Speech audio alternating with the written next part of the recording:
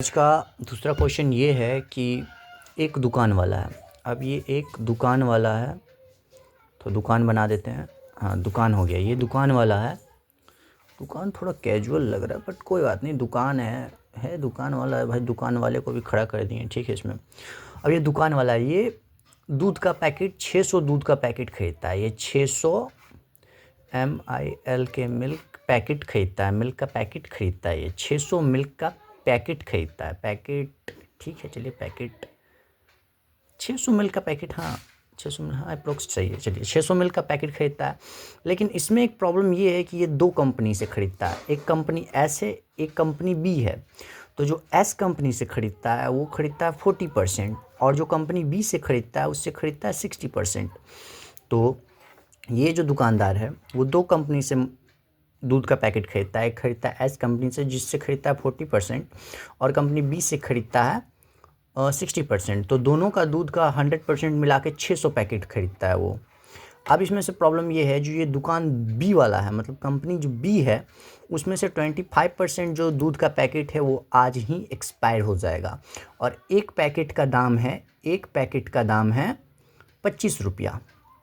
25% packet आज ही expire हो जाएगा, ख़राब हो जाएगा मतलब। और एक पैकेट का दाम है 25 रुपया। तो इस दुकानदार को इस कंपनी वाले से कितना रुपया रिफ़ंड मिलेगा? मतलब कि 25% पैकेट तो ये दुकानदार इसको रिटर्न करेगा ही, क्योंकि आज ही एक्सपायर हो जाएगा। उसको तो आज बेचना है, उसको कल भी बेचना है, तो वो आज ही इसको जब रिटर्न करेगा तो इस दुकानदार को कितना पैसा रिटर्न आएगा? तो आपको कुछ नहीं करना, आपको करना ये है कि ये 600 है। अब 600 का पहले आपको 40% निकाल लेना है। अगर आप नहीं भी निकालेंगे तब पर भी आपका आंसर आ जाएगा, लेकिन आपको निकालना ही ठीक रहेगा। तो 240 पैकेट खरीदता है वो कंपनी एस से। 240 पैकेट खरीदता है वो कंपनी एस से, खरीदता है वो 240 पैकेट। और कंपनी बी से कितना खरीदता है? कंपनी बी से कितना खरीदता है? तो 600 इंटू 60/100, तो वो 360 पैकेट खरीदता है कंपनी बी से। 360 पैकेट खरीदता है वो कंपनी बी से। तो लेकिन उसमें से 25%, 360 पैकेट में से 25% पैकेट जो है वो ख़राब निकल गया। तो ये गया और ये गया 5, गलत हो गया थोड़ा सा, और चलिए ठीक है तब पर भी। और ये कटा 18, तो 18 5 जो कितना होता है? 18 5 जो 19 होता है। तो 90 पैकेट इसका ख़राब हो गया। 90 इंटू 25 कर देंगे तो ये आपका आ जाएगा 0 और 5 2 225 रुपया इसको आज रिटर्न करेगा। 90 पैकेट का दाम हो गया 225 रुपया। नहीं, एक सेकेंड, गड़बड़ हो रहा है। 0 0 आ गया, हाँ तो 225 होगा यार, गड़बड़ हो गया।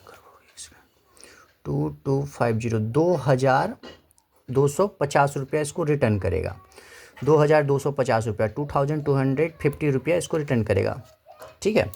तो इस क्वेश्चन को फिर से आप समझ लेते हैं कि एक दुकानदार है जो 600 मिल्क का पैकेट खरीदता है, लेकिन वो दो कंपनी से खरीदता है, कंपनी एस से और एक कंपनी बी से खरीदता है, ठीक है।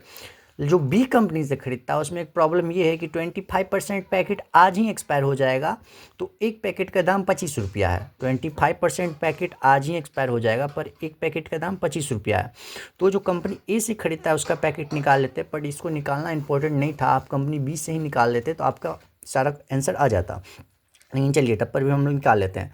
तो कंपनी बी से 360 पैकेट खरीदता है। वो कंपनी बी से 360 पैकेट खरीदता है, क्योंकि वो 60% माल खरीदा था, उसका 600 हो गया। 600 का 60% निकालेंगे तो 360 आएगा। 360 में से 25% पैकेट ख़राब है, तो 360 का 25% जब निकालेंगे तो आपका 90 पैकेट्स आएगा। और 90 पैकेट्स का एक पैकेट्स का दाम 25 रुपया है। तो 90 पैकेट्स का दाम कितना होगा? 90 पैकेट्स का दाम 25 से गुना कर देंगे तो आ जाएगा 2250 रुपया।